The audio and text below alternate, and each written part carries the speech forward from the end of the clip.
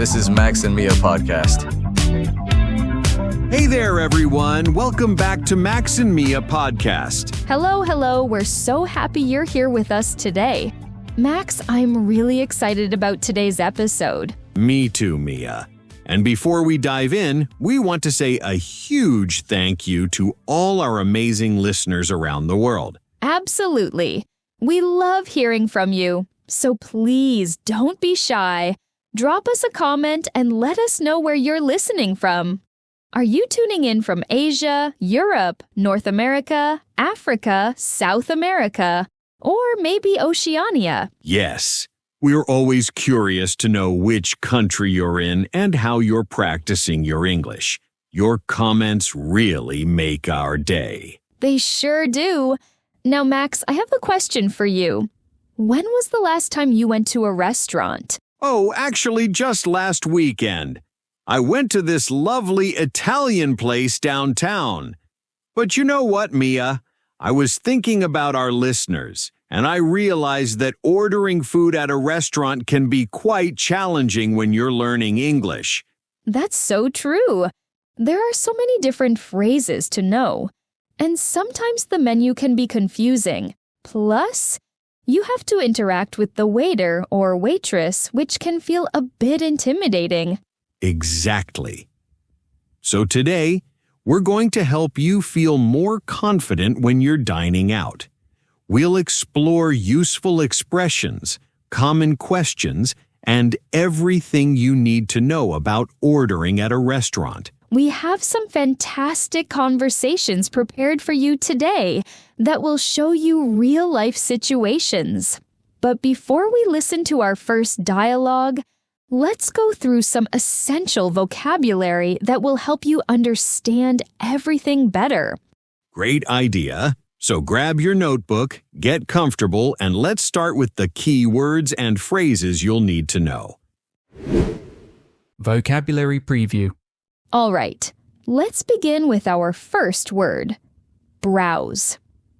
To browse means to look through something casually without necessarily buying or choosing immediately. For example, I like to browse the menu before deciding what to order. That's a great word, Mia. Yes, browse is really useful in restaurants.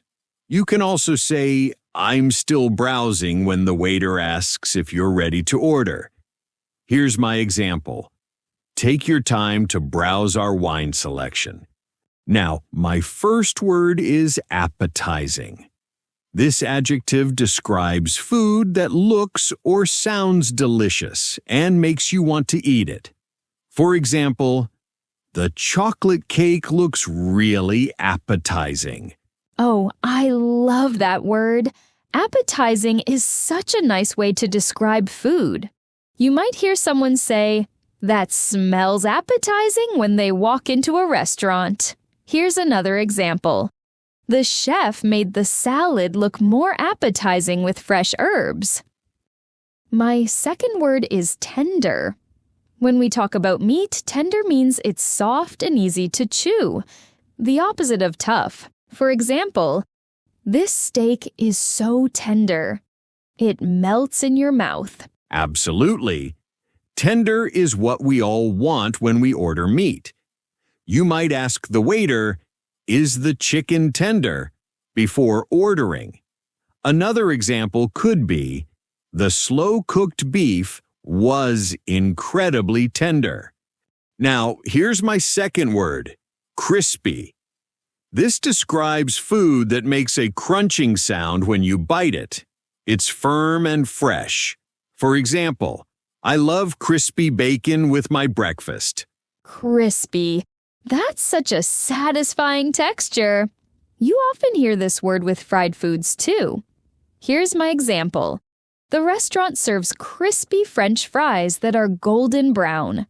And our last word is savory.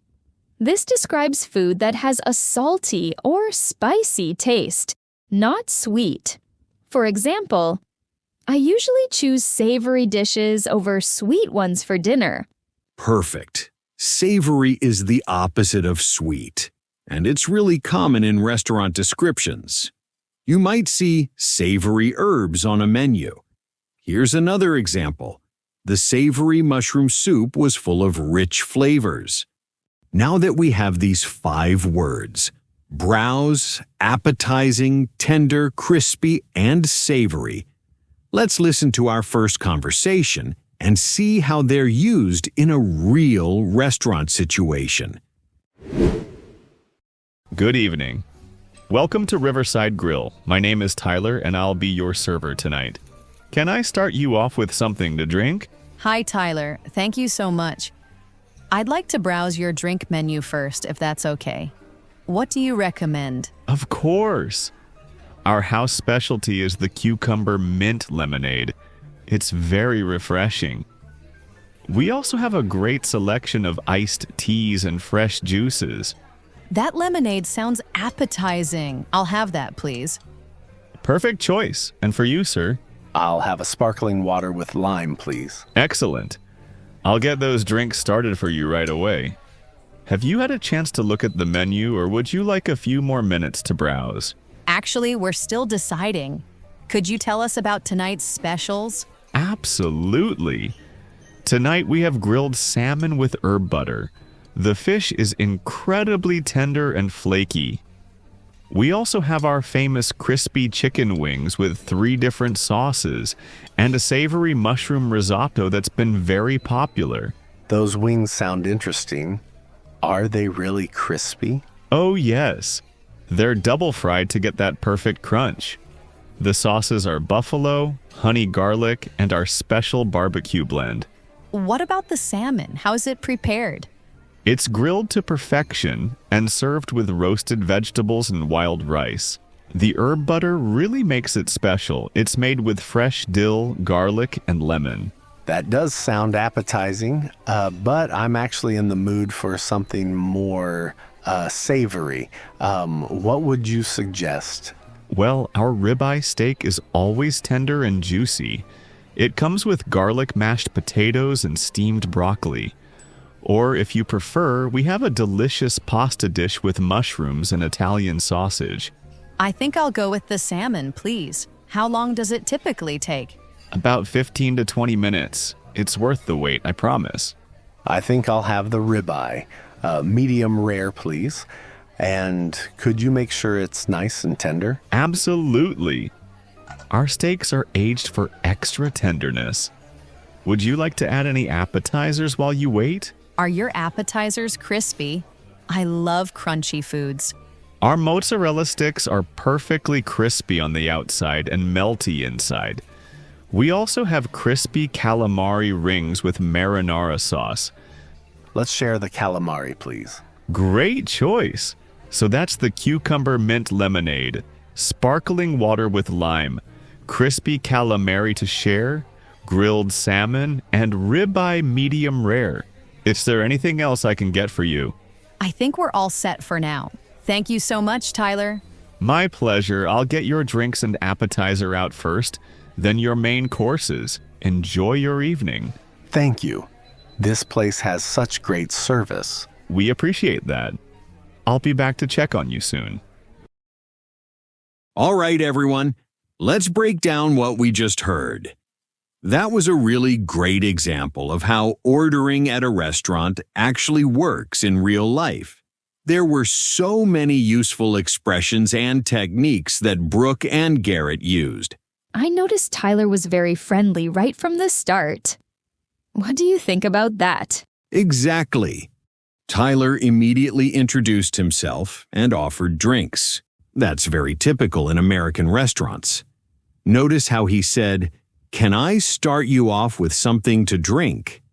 This is a standard opening line that servers use. It's much more natural than just saying, "What do you want?"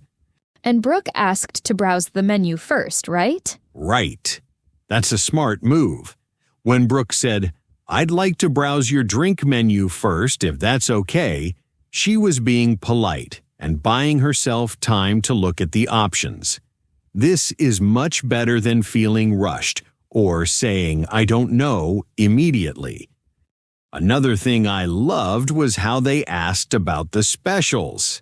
This is really common in restaurants. Servers often have daily specials that aren't on the regular menu. Brooke simply asked, "Could you tell us about tonight's specials?" Very straightforward and useful. The way they asked about the food was interesting, too. Absolutely. Notice how Garrett asked, "Are they really crispy?" And Brooke asked, "How is it prepared?" These are excellent questions to ask your server. You want to know what you're getting. Don't be afraid to ask about cooking methods, ingredients, or textures. And here's something really important. When Garrett said, "I'm in the mood for something more savory," he was communicating his taste preference clearly. This helps the server make better recommendations. You can also say things like, "I want something light," or "I'm looking for something filling." What about when they ordered? Great observation. When they finally ordered, they were very specific. Garrett said, "Medium rare, please," and asked the server to make sure it's nice and tender. Being specific about how you want your food cooked is really important, especially with meat. Also, notice how Tyler confirmed the entire order at the end. So that's the cucumber mint lemonade, sparkling water with lime. This prevents mistakes and shows good service. As a customer, you should always listen carefully to this confirmation. The whole interaction seemed so smooth and natural. That's because both the customers and the server were patient and polite. They used please and thank you throughout, asked questions when unsure, and took their time to make decisions. This is exactly how you should behave in a restaurant setting. Now let's move on to our second conversation. This time, we'll hear about handling a small issue at a restaurant and asking for modifications to your order. Let's start with our vocabulary. Vocabulary preview. My first word is substitute. This verb means to replace one thing with another. For example, can I substitute the fries for a salad? That's so useful, Max. Substitute is really common when you want to change something in your meal. Here's another example. I'd like to substitute the chicken with fish in this dish. Now, my first word is allergic. This adjective describes someone who has a bad reaction to certain foods or substances. For example, I'm allergic to seafood, so I can't eat shrimp. That's a crucial word to know. Being allergic is serious, and restaurants need to know this information. You might say, "I'm allergic to nuts. Does this dish contain any?" Here's another example. My daughter is allergic to dairy, so we need to be careful with the cheese. My second word is bland. This adjective describes food that lacks flavor or taste. It's not exciting or interesting. For example, this soup is a bit bland. Could I have some salt? Bland is the opposite of flavorful. Sometimes food needs a little something extra. Here's my example. The chicken was well cooked, but rather bland without any seasoning. My second word is accommodating. This adjective describes someone who is helpful and willing to make changes or adjustments. For example, the staff here is very accommodating. They always try to help with special requests. Perfect. An accommodating restaurant or server will work with you to make your dining experience better. You might say, "Thank you for being so accommodating with my dietary restrictions." Another example. The chef was very accommodating and made a special version of the dish for me. Our final word is undercooked. This adjective describes food that hasn't been cooked enough. It's still raw or not ready to eat safely. For example, "I'm sorry, but this chicken seems undercooked." That's definitely important for food safety. Undercooked meat can be dangerous. Here's another example. The vegetables were undercooked and still very hard to chew. So we have substitute, allergic, bland, accommodating, and undercooked. These words will help us understand how to handle different situations that might come up during your meal. Let's listen to our second conversation. Hi there. How is everything tasting so far? Well, I have a small issue. This pasta is quite bland. It doesn't have much flavor. Could you help me with this? Oh, I'm so sorry to hear that. I'd be happy to help. Would you like me to bring some extra seasoning, or would you prefer to substitute it with something else from this menu? Actually, could I substitute this for the chicken Alfredo instead?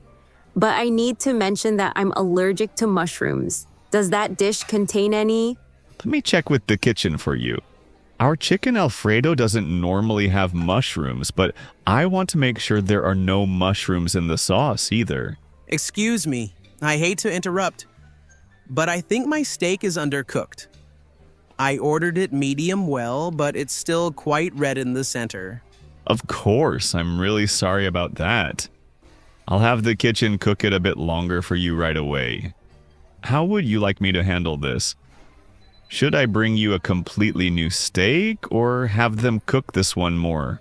Could they just cook this one more? I don't want to waste the food. Absolutely. That's very considerate of you. I'll take it back to the kitchen immediately. You're being so accommodating. I really appreciate your help with both of our issues. Thank you so much. That's what we're here for. Now let me confirm with the chef about the mushrooms in the Alfredo sauce. Great news, Tessa. The chef confirmed there are no mushrooms in our Alfredo sauce at all. Since you're allergic to mushrooms, he's also making sure to use clean utensils and a separate pan for your dish. That's wonderful. You're all so accommodating here. Thank you for being so careful. It's our pleasure. Food allergies are serious, and we want you to enjoy your meal safely. Your chicken Alfredo will be ready in about 8 minutes. What about my steak? Your steak should be ready in just 5 minutes. I asked the chef to check the temperature carefully this time to make sure it's not undercooked. Perfect. And since the original pasta was so bland, could you make sure the Alfredo has enough seasoning? Absolutely. I'll ask the chef to taste it before sending it out. We want to make sure it's flavorful and delicious. This is exactly the kind of service that makes a restaurant special. You've been incredibly accommodating with our requests. Thank you both so much. I really appreciate your patience. I'll be back with your corrected orders very soon. And if there's anything else you need, just let me know. We will. Thanks again for handling everything so smoothly. My pleasure. Enjoy the rest of your evening. Wow, that second conversation was really different from the first one, wasn't it? This time we heard how to handle problems that can happen during your meal. This is super important because not everything always goes smoothly in restaurants. Tessa mentioned the food was bland right away. Exactly. And notice how she did it. She was polite but direct. She said, "This pasta is quite bland. It doesn't have much flavor. Could you help me with this?" She didn't just complain or get angry. She explained the problem clearly and asked for help. That's the perfect approach. Then Blake offered 2 solutions: extra seasoning or substituting the dish.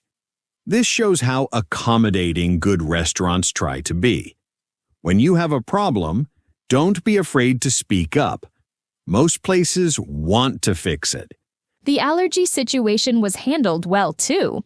Absolutely.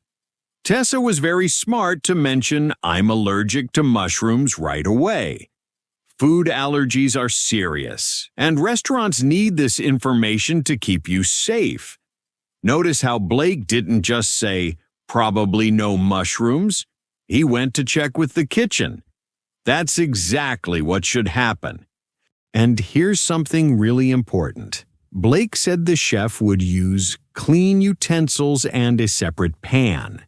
This is called cross-contamination prevention, and it's crucial for people with allergies. Hudson's steak was undercooked too. Right? Hudson was polite about it. He said, "I hate to interrupt, but I think my steak is undercooked." He explained that he ordered medium well, but it was still red. Being specific about how you want your meat cooked is so important, and if it's wrong, you have every right to send it back. Notice Blake's response. He offered options, a new steak or cook the same one more. Hudson chose to have the same one cooked more, which was considerate. Both approaches are totally acceptable. Blake was really accommodating throughout. He was. That word accommodating appeared several times because it's so important in good service. Blake apologized, offered solutions, checked with the kitchen, and made sure both customers were happy. This is what you should expect from restaurant staff. The key lesson here is don't suffer in silence. If your food is bland, undercooked, or you need to substitute something due to allergies, speak up politely.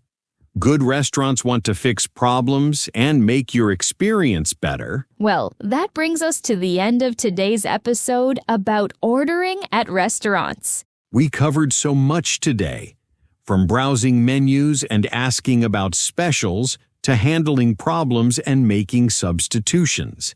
Remember, the key to a great restaurant experience is clear communication and politeness. And don't forget, restaurants want you to enjoy your meal. If something isn't right, they're usually very accommodating and happy to help. Exactly. So, next time you're at a restaurant, use these phrases we've learned today. Ask questions, be specific about what you want, and don't be afraid to speak up if there's an issue. Before we go, remember to leave us a comment. Tell us about your restaurant experiences or any questions you have about dining out in English. Yes, and don't forget to subscribe and hit that notification bell so you never miss an episode. We release new content every week to help you improve your English. Thanks so much for joining us today. We're Max and Mia, and we'll see you next time on the Max and Mia podcast. Until then, keep practicing, keep learning, and most importantly, enjoy your meals. Bye, everyone. Bye-bye, everyone.